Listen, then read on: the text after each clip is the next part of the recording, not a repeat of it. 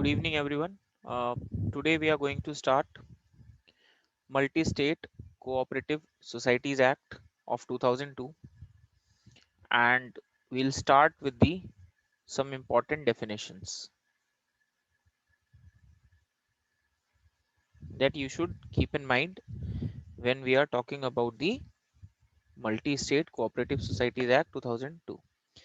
जब भी हम multi state cooperative societies act 2002 के बारे में बात करते हैं तो आपको ये जो डेफिनेशंस हैं वो याद रखनी है. ठीक है. नाउ डेफिनेशंस आपको ये याद रखनी है. ठीक है. सबसे पहली चीज तो होती है एरिया ऑफ ऑपरेशन. ठीक है. पहली चीज जो आपको याद रखनी है वो है जब हम एरिया ऑफ ऑपरेशन की बात करते हैं तो उसका मतलब क्या होता है. ठीक है. First is area of operation.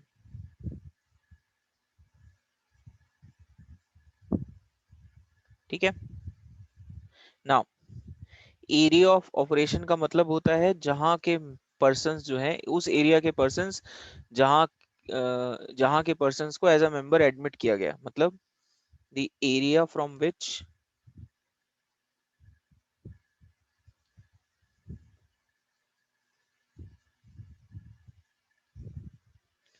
the persons are admitted.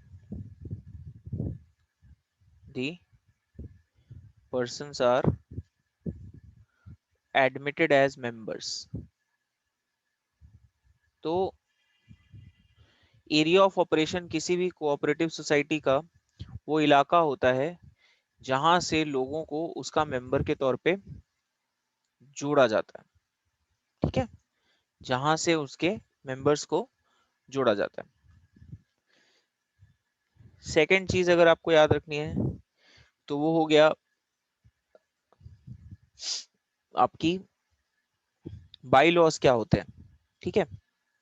तो दूसरा डेफिनेशन जो आपको याद रखना है वो है बाई लॉज का. ठीक है. बाई लॉज वर्ड का मतलब क्या होता है. बाई लॉज का मतलब होता है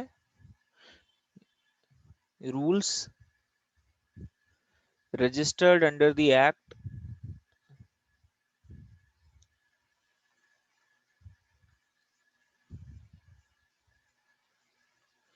एक्ट एज bylaws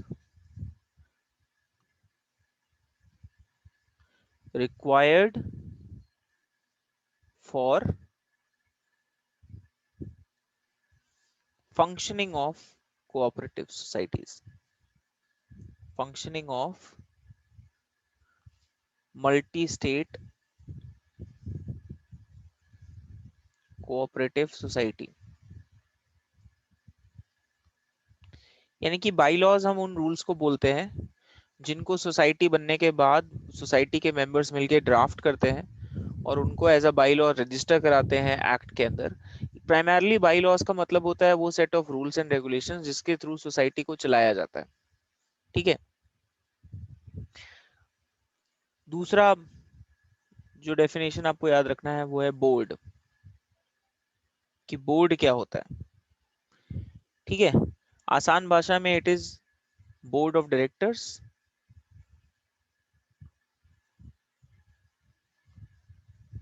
उस मल्टी स्टेट कोऑपरेटिव सोसाइटी के, या फिर उसको आप दूसरे नाम से जानते हैं governing body. Basically multi state cooperative society को चलाने के लिए जो एक गवर्निंग बॉडी बनाई जाती है उसको आप बोर्ड बोलेंगे. Multi state cooperative society. ठीक है. नेक्स्ट, आप कभी कभी कंफ्यूज हो जाते हैं कोऑपरेटिव बैंक का क्या मतलब होता है. ठीक है. तो कोऑपरेटिव बैंक का मतलब होता है वो मल्टी स्टेट कोऑपरेटिव सोसाइटी जो बैंकिंग बिजनेस में होती है.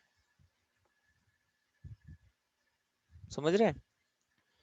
अ मल्टी स्टेट कोऑपरेटिव सोसाइटी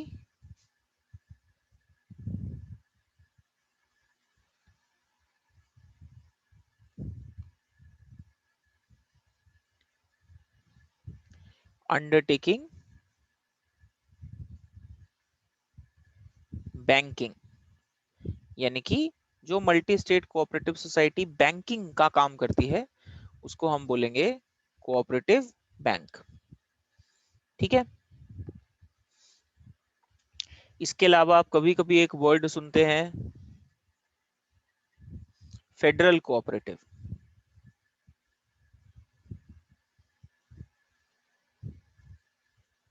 इसका क्या मतलब होता है? फेडरल कोऑपरेटिव का मतलब होता है कि वो federation of cooperative societies, federation of cooperative societies, federal cooperative का मतलब होता है फेडरेशन ऑफ कोऑपरेटिव सोसाइटीज जो इस एक्ट के अंदर रजिस्टर्ड हैं। ठीक है। और जिसकी मेंबरशिप सिर्फ और सिर्फ या तो किसी कोऑपरेटिव सोसाइटी को मिल सकती है या फिर किसी मल्टी स्टेट कोऑपरेटिव सोसाइटी को मिल सकती है। यानी कि फेडरल कोऑपरेटिव का आसान भाषा में मतलब है बहुत सारी कोऑपरेटिव सोसाइटीज का फेडरेशन, उसको हम बोलते हैं फेडरल कोऑपरेटिव। ठीक है, उसको हम बोलते हैं फेडरल कोऑपरेटिव। तो these are basically different definitions, और भी हैं। Let's move forward.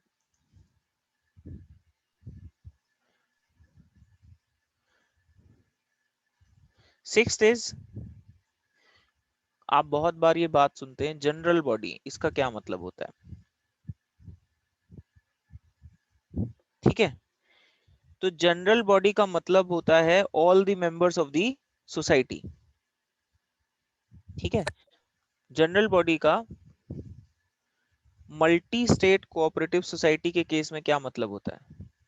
इसका मतलब होता है मल्टी स्टेट कोऑपरेटिव सोसाइटी के केस में होता है all the members of the society, इनको मिला के आपका बनता है जनरल बॉडी।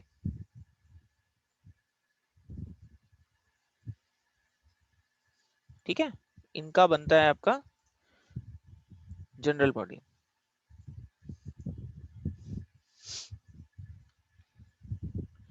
सेकंड, जब हम नेशनल कोऑपरेटिव सोसाइटी या फेडरल कोऑपरेटिव की बात करते हैं, यानी कि अगर हम नेशनल कोऑपरेटिव सोसाइटी या फिर किसी फेडरल कोऑपरेटिव की बात करते हैं तो उसका मतलब होता है ऑल दी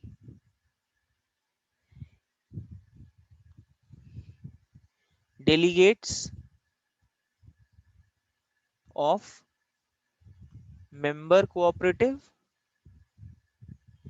society और मल्टी स्टेट कोऑपरेटिव सोसाइटी। यानी कि जब हम नेशनल कोऑपरेटिव सोसाइटी या फेडरल कोऑपरेटिव के केस में बात करते हैं तो उसका मतलब होता है जितने भी कोऑपरेटिव सोसाइटीज या मल्टी स्टेट कोऑपरेटिव सोसाइटीज उस नेशनल कोऑपरेटिव या फेडरल कोऑपरेटिव में एज अ मेंबर हैं, उनके जो भी डेलीगेट्स वहां पे भेजे जाते हैं या जिनका भी नाम दर्ज है उनको मिला के उनकी जनरल बॉडी बनेगी। ठीक है, इसके बाद आता है एक टर्म आप बार बार सुनते हैं, जनरल मीटिंग। जनरल बॉडी का मतलब सिर्फ ये होता है कि उस कोऑपरेटिव सोसाइटी के मेंबरशिप, तो अगर वो एक फेडरल कोऑपरेटिव है तो उसमें जितने भी उसके cooperative societies member as a member हैं उनको मिला के जनरल बॉडी बनेगी, उनके डेलीगेट्स जो वहां आते हैं। अगर वो नेशनल कोऑपरेटिव है तो उसके केस में भी जितने भी फेडरल कोऑपरेटिव उसके मेंबर हैं उसके मेंबर्स को मिला के जो भी मेंबर्स उन्होंने नॉमिनेट कर रखे हैं तो उन सबको मिला के, तो कहने का मतलब है मेंबरशिप में जितने भी लोग हैं उन सबको मिला के उनकी जनरल बॉडी मिलती है। जनरल मीटिंग का क्या मतलब होता है? जनरल मीटिंग का मतलब होता है meeting of a general body.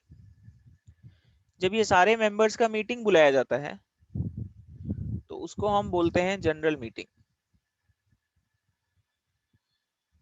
ठीक है, तो हम उसको बोलते हैं जनरल मीटिंग।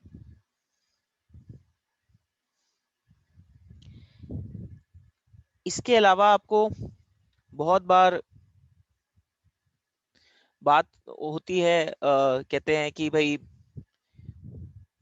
नेक्स्ट इज, कभी कभी आपसे पूछा जाता है कि multi state cooperative society with limited liability का क्या मतलब होता है? ठीक है ना, multi state cooperative society with limited liability, इसका क्या मतलब होता है?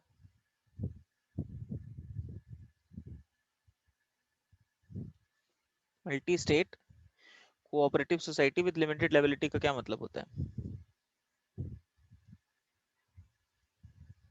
इसका मतलब ये होता है कि वो सोसाइटी जहां पे लायबिलिटी जो मेंबर्स की होती है वो फिक्स होती है, liability of members limited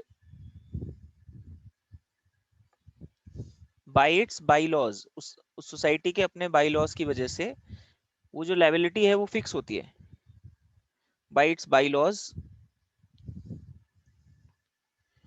to a certain amount, जो अमाउंट उनके बाई लॉज में लिखा है। ठीक है, certain amount held by each member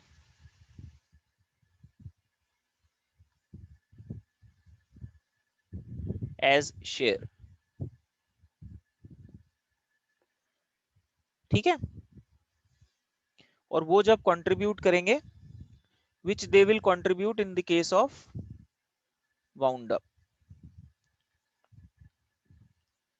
in case of wound up,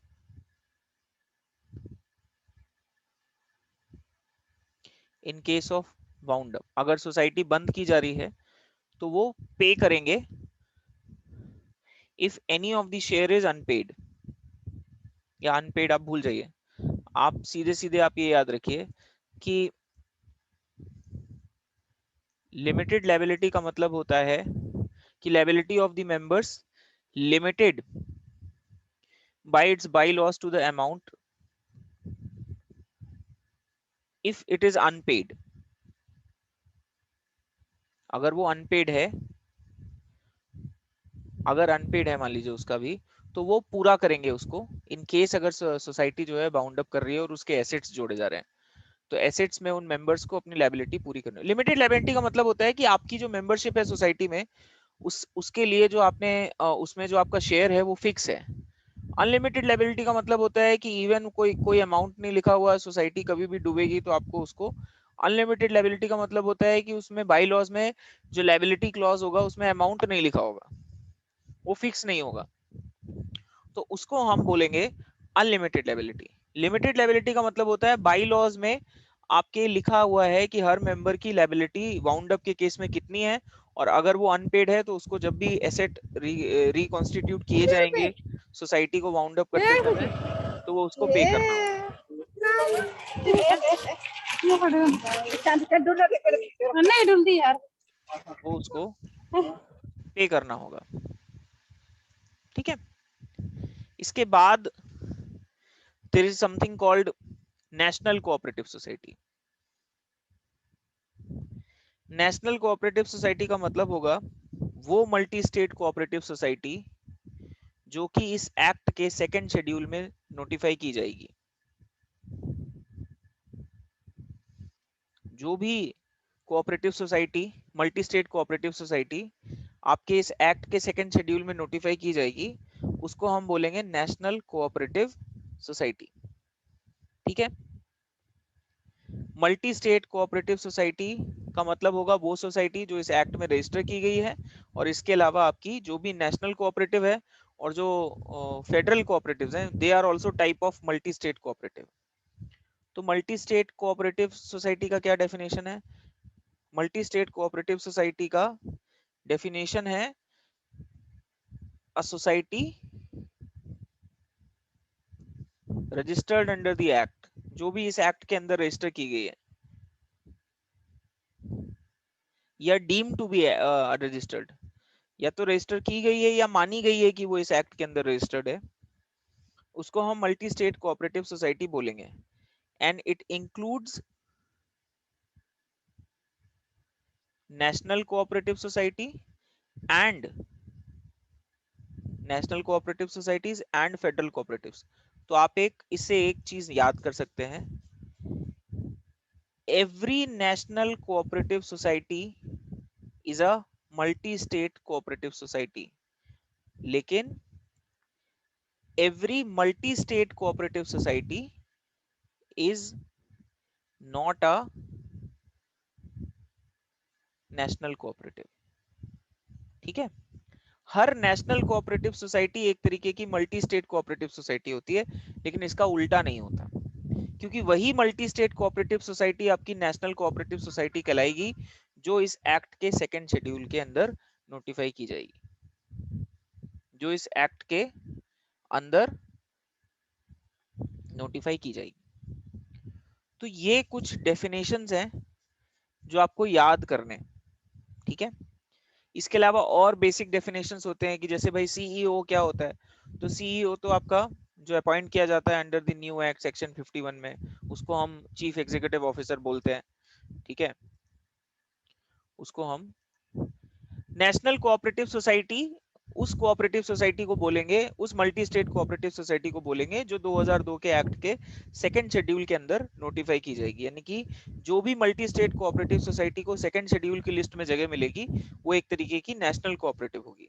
तो आप ये कह सकते हैं कि हर नेशनल कोऑपरेटिव सोसाइटी जो है वो एक तरीके की मल्टी स्टेट कोऑपरेटिव सोसाइटी होती है, लेकिन हर multi state cooperative society national cooperative society नहीं हो सकती, क्योंकि नेशनल कोऑपरेटिव सोसाइटी वही उसी मल्टी स्टेट कोऑपरेटिव सोसाइटी को बोला जाएगा जिसको इस एक्ट के सेकंड शेड्यूल में हम नोटिफाई करेंगे। इसके अलावा और जनरल डेफिनेशन होती है कि भाई सेंट्रल रजिस्ट्रार कौन होता है, तो central registrar of cooperative society का मतलब होता है वो बंदा जिसको सेंट्रल गवर्नमेंट अपॉइंट करती है। फिर उसके बाद कोऑपरेटिव प्रिंसिपल्स कौन से होते हैं, हाँ कोऑपरेटिव प्रिंसिपल्स जो हैं वो आप याद कर सकते हैं कि कोऑपरेटिव प्रिंसिपल्स इस एक्ट के अंदर हम उन पॉइंट्स को बोलेंगे which are being mentioned under the first schedule। इस एक्ट के फर्स्ट शेड्यूल में जो पॉइंट्स मेंशन हैं उनको हम बोलते हैं कोऑपरेटिव प्रिंसिपल्स, ठीक है ना। उनको हम बोलते हैं फर्स्ट, जो भी मतलब पॉइंट्स आपके कोऑपरेटिव प्रिंसिपल्स के फर्स्ट शेड्यूल में मेंशन्ड है उसको आप बोलेंगे कोऑपरेटिव प्रिंसिपल्स, ठीक है। इसके अलावा कोऑपरेटिव सोसाइटी जो है वो होंगी जो किसी एक स्टेट में इन्फोर्स की गई हैं। इसके अलावा आपका फेडरल कोऑपरेटिव हो गया, जनरल मीटिंग मेंबर हो गया। मेंबर कोऑपरेटिव का मतलब होता है अ कोऑपरेटिव सोसाइटी और अ multi state cooperative society which is a member of federal cooperative, ठीक है। एक और चीज आपको याद रखनी है, एक वर्ड कभी कभी आप सुनेंगे मेंबर कोऑपरेटिव। तो मेंबर कोऑपरेटिव का क्या मतलब होता है, मेंबर कोऑपरेटिव का मतलब ये होता है अ कोऑपरेटिव सोसाइटी और अ multi state cooperative society which is a member of federal cooperative. Federal cooperative की जो मेंबर होती है कोऑपरेटिव सोसाइटी उसको हम मल्टी स्टेट कोऑपरेटिव या कोई भी कोऑपरेटिव उसको हम बोलते हैं मेंबर कोऑपरेटिव, ठीक है। तो बहुत ही आसान चीज है, ठीक है। डेफिनेशंस जो है ये अगर आप शुरू में याद कर लेंगे तो आपको फिर कोई टेंशन नहीं होगी, ठीक है। नोटिफिकेशन का मतलब होता है जो ऑफिशियल गैजेट में गवर्नमेंट की तरफ से पब्लिश किया जाता है। जो भी नोटिफिकेशन का मतलब होता है ऑफिशियल जो भी चीजें गवर्नमेंट जो है वो पब्लिश करती है उसको हम गैजेट में उसको हम नोटिफिकेशन बोलते हैं, ठीक है। गवर्नमेंट जो भी पब्लिश करेगी उसको हम नोटिफिकेशन के तौर पे देखते हैं। तो these are the few definitions that you have to keep in mind when we are studying the multi-state cooperative societies। पहला क्या है, area of operation. Area of operation भाई आसान भाषा में इसका मतलब यही होता है वो इलाका जहाँ के मेंबर्स को सोसाइटी का जहाँ के लोगों को सोसाइटी का मेंबर बनाया जाता है उस एरिया को हम एरिया ऑफ ऑपरेशन मानते हैं मल्टी स्टेट कोऑपरेटिव सोसाइटी के लिए।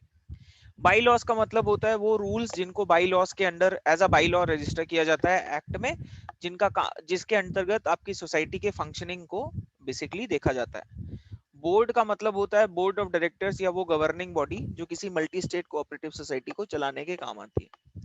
कोऑपरेटिव बैंक का मतलब होता है वो मल्टी स्टेट कोऑपरेटिव सोसाइटी जो बैंकिंग अंडरटेक करती है, यानी कि अगर किसी मल्टी स्टेट कोऑपरेटिव सोसाइटी का काम जो है वो बैंकिंग का है तो हम उसको बोलेंगे कोऑपरेटिव बैंक। फेडरल कोऑपरेटिव का मतलब होता है कोऑपरेटिव सोसाइटीज का फेडरेशन, जिसकी मेंबर या तो कोई कोऑपरेटिव सोसाइटी होती है या फिर कोई मल्टी स्टेट कोऑपरेटिव सोसाइटी होती है। ठीक है। जनरल बॉडी का मतलब होता है मल्टी स्टेट कोऑपरेटिव सोसाइटी के केस में जनरल बॉडी का मतलब होगा उस सोसाइटी के जितने भी मेंबर्स हैं। ठीक है। नेशनल कोऑपरेटिव सोसाइटी या फेडरल कोऑपरेटिव सोसाइटी के केस में होगा कि उस पर्टिकुलर कोऑपरेटिव के जितने भी मेंबर कोऑपरेटिव्स हैं उनके जो डेलीगेट्स हैं जिनको उस नेशनल कोऑपरेटिव या फेडरल कोऑपरेटिव में as a member as a delegate उस पर्टिकुलर सोसाइटी से भेजा गया है, उन सबको मिला के वहां की जनरल बॉडी बनेगी। जनरल मीटिंग का क्या मतलब होता है? जब इस जनरल बॉडी की मीटिंग बुलाई जाती है तो उसको हम जनरल मीटिंग बोलते हैं। Multi state cooperative society limited liability का क्या मतलब होता है? वो कोऑपरेटिव सोसाइटीज जिनमें लायबिलिटी जो होती है मेंबर्स की वो फिक्स होती है, जो एक सर्टेन अमाउंट की होती है, जिसको मेंबर्स को भरना होता है अगर वो अनपेड है, अगर सोसाइटी को वाउंड अप किया जा रहा है, मतलब वो आपकी लायबिलिटी आपको पूरी करनी है। नेशनल कोऑपरेटिव सोसाइटी हम उन कोऑपरेटिव सोसाइटीज को बोलते हैं, उन मल्टी स्टेट कोऑपरेटिव सोसाइटीज को बोलते हैं जिनको इस एक्ट के सेकंड शेड्यूल में जगह दी गई है। मल्टी स्टेट कोऑपरेटिव सोसाइटी हम उन सोसाइटीज को बोलते हैं जिनको इन एक्ट के अंदर रजिस्टर किया गया है as a multi state cooperative society. इसमें आपके सारे नेशनल कोऑपरेटिव्स और फेडरल कोऑपरेटिव्स भी आते हैं। तो इससे आप एक चीज ये याद कर सकते हैं कि हर नेशनल कोऑपरेटिव एक तरीके की मल्टी स्टेट कोऑपरेटिव होती है, लेकिन हर मल्टी स्टेट कोऑपरेटिव एक नेशनल कोऑपरेटिव नहीं हो सकती, क्योंकि नेशनल कोऑपरेटिव हम उन्हीं मल्टी स्टेट कोऑपरेटिव्स को बोलेंगे जो सेकंड शेड्यूल के अंदर आती है। 11वीं चीज आपको याद रखनी है कि कोऑपरेटिव प्रिंसिपल्स जो हैं वो प्रिंसिपल्स हैं जो फर्स्ट शेड्यूल में दिए हुए हैं। और मेंबर कोऑपरेटिव का मतलब होता है वो कोऑपरेटिव सोसाइटी जो किसी फेडरल कोऑपरेटिव की मेंबर होती है, that is known as member cooperative. ठीक है, यहां तक कोई दिक्कत नहीं है। अब आते हैं आपके एक्ट पे। ठीक है, अब सबसे इंपॉर्टेंट चीजें जो है ये, ज्यादातर चीजें तो आप 1984 के एक्ट में पढ़ चुके हैं, लेकिन फिर भी 2002 के हिसाब से आपको दोबारा पढ़नी पड़ेंगी। खैर कोई दिक्कत नहीं है, जल्दी जल्दी आपको समझ में आ जाएंगी, बट चीजें जो है ऑलमोस्ट आपको देखनी पड़ेंगी। तो जो पहला इंपॉर्टेंट बंदा है वो है सेंट्रल रजिस्ट्रार। ठीक है, पहला इंपॉर्टेंट बंदा जिसके बारे में आपको पढ़ना है वो है central registrar. First important concept that you have to study is central registrar. Now, multi state cooperative society के केस में गवर्नमेंट ऑफ इंडिया की तरफ से जो अथॉरिटी होती है उस अथॉरिटी को हम बोलते हैं central registrar of the multi state cooperative societies. अब इस सेंट्रल रजिस्ट्रार के पद पे सेंट्रल गवर्नमेंट किसी एक बंदे को अपॉइंट कर सकती है और उसको असिस्ट करने के लिए जितने भी लोगों की जरूरत है उनको भी अपॉइंट कर सकती है। दूसरी चीज आपको ये याद रखनी है कि सेंट्रल गवर्नमेंट जब किसी सेंट्रल रजिस्ट्रार को अपॉइंट करती है तो उसके साथ साथ उसके पास ये भी पावर होता है कि वो एक नोटिफिकेशन के थ्रू उस पर्टिकुलर बंदे के पावर को, यानी कि सेंट्रल रजिस्ट्रार के जो पावर्स आपके इस एक्ट में दिए गए हैं सिवाय रजिस्ट्रेशन को छोड़ के, यानी कि रजिस्ट्रेशन करने के पावर को छोड़ के बाकी जितने भी पावर्स आपके सेंट्रल रजिस्ट्रार के अंडर आते हैं उनको वो किसी भी और दूसरे सेंट्रल गवर्नमेंट के ऑफिसर या फिर स्टेट गवर्नमेंट ऑफिसर को असाइन कर सकती है। ठीक है, लेकिन बस आपको ये याद रखना है कि जब भी किसी स्टेट गवर्नमेंट के ऑफिसर को सेंट्रल रजिस्ट्रार का कोई भी पावर असाइन किया जाएगा, जब भी किसी स्टेट ऑफिसर को सेंट्रल रजिस्ट्रार का कोई भी पावर असाइन किया जाएगा तो आपको सिर्फ इतनी सी बात याद रखनी है कि वो पावर जो है किसी नेशनल कोऑपरेटिव सोसाइटी से लिंक्ड नहीं हो सकता। अब यहाँ पे जो आपने पहले पढ़ा था कि स्टेट गवर्नमेंट का ऑफिसर स्टेट रजिस्ट्रार के बराबर होना चाहिए, वो चीजें यहाँ से हटा दी गई हैं। ठीक है, वो चीजें यहाँ से हटा दी गई हैं। बस आपको ये याद रखना है कि सेंट्रल गवर्नमेंट अगर चाहे तो सेंट्रल रजिस्ट्रार के किसी भी पावर को सेंट्रल रजिस्ट्रार के किसी भी पावर को किसी भी दूसरे सेंट्रल गवर्नमेंट के ऑफिसर या स्टेट गवर्नमेंट के ऑफिसर को असाइन कर सकती है, सिवाय रजिस्ट्रेशन के पावर को छोड़ के। और जब भी किसी स्टेट ऑफिसर को सेंट्रल रजिस्ट्रार के कोई पावर्स असाइन किए जा रहे हैं, तो आपको याद ये रखना है कि उस पर्टिकुलर स्टेट ऑफिसर को नेशनल कोऑपरेटिव सोसाइटी से रिलेटेड कोई भी पावर असाइन नहीं किया जा सकता। यानी कि सेंट्रल रजिस्ट्रार के केस में आपको दो चीजें याद रखनी है। पहला, अपॉइंटमेंट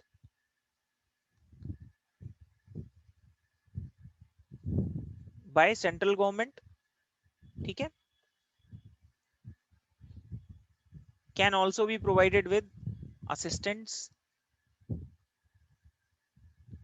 असिस्टेंट्स भी प्रोवाइड किए जा सकते हैं जो भी उसको काम करने में हेल्प करेंगे।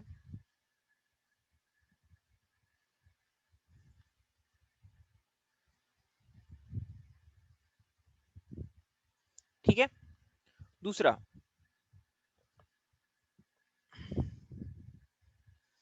Any power of central registrar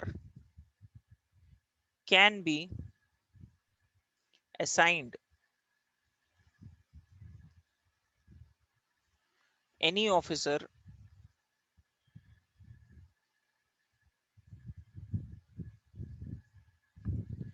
can be assigned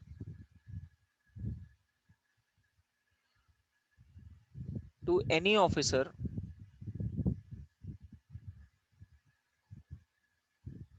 of central government or state government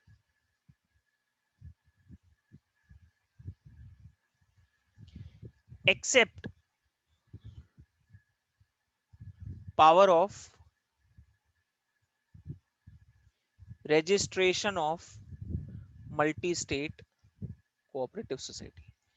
registration के काम को छोड़ के, सीजी का फुल फॉर्म है जी सेंट्रल गवर्नमेंट, ठीक है। लेकिन इसमें आपको याद ये रखना है, नो स्टेट ऑफिसर। एक सेकंड सर, सर यहाँ पे delegate who can delegate this powers, government और सेंट्रल? सेंट्रल गवर्नमेंट डेलीगेट करेगा भाई, सेंट्रल रजिस्ट्रार क्यों करेगा? नो स्टेट 1984 पे हमने सेंट्रल रजिस्ट्रार पढ़ा ना सर? हाँ, उसमें भी सेंट्रल गवर्नमेंट थी, इसमें भी सेंट्रल गवर्नमेंट है। सेंट्रल गवर्नमेंट सेंट्रल रजिस्ट्रार के किसी भी पावर को दूसरे ऑफिसर को असाइन कर सकती है। 1984 के एक्ट और इसमें बस ये डिफरेंस है कि वहां पे जो उन्होंने बोला था कि स्टेट ऑफिसर का रैंक स्टेट रजिस्ट्रार के बराबर होना चाहिए, वो पॉइंट उन्होंने हटा दिया। उसकी जगह दूसरा पॉइंट उन्होंने ऐड किया। वो क्या है कि no state officer shall be assigned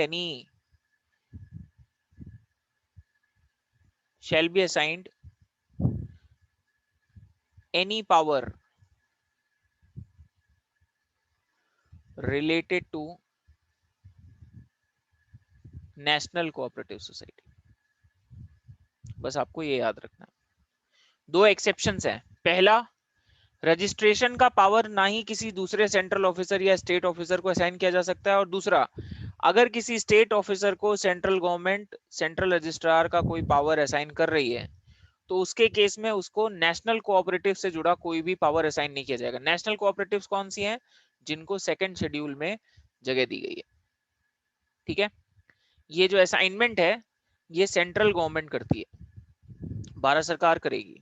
appointment भी सेंट्रल गवर्नमेंट की तरफ से आता है और असाइनमेंट भी आपका सेंट्रल गवर्नमेंट की तरफ से आएगा। This is basically delegating the powers of central registrar to various other officers under the government, with two exceptions. First, no power related to registration can be assigned to any other officer. Second, if any state officer has been assigned the powers of the central registrar, then it must be kept in mind that no power related to national cooperatives can be assigned to him. बस ये याद रखना है आपको।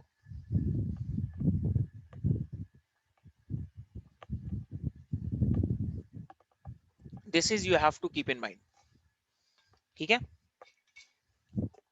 This you have to keep in mind.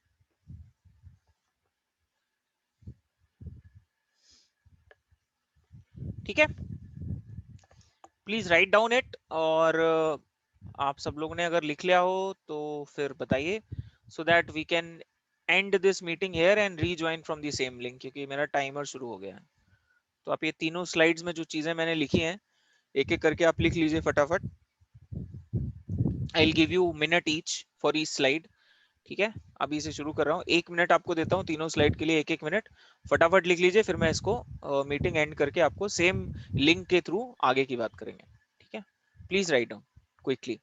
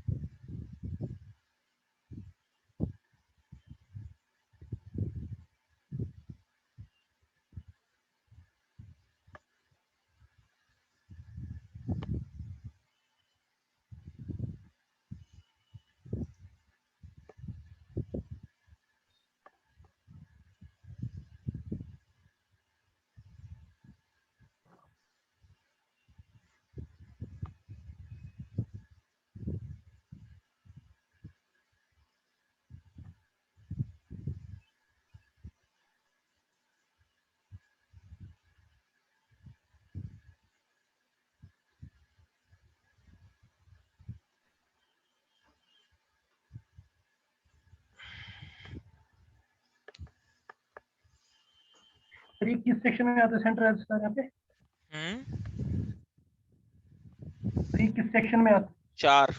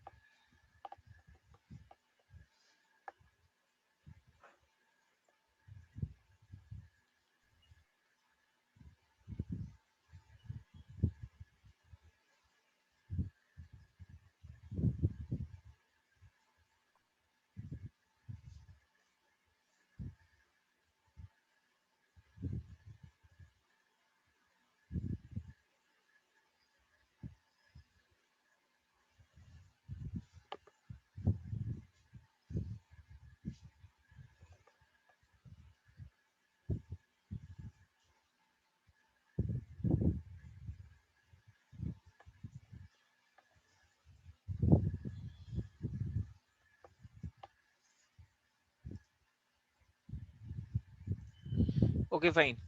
I'm ending this meet. Kindly rejoin from the same link. Thank you.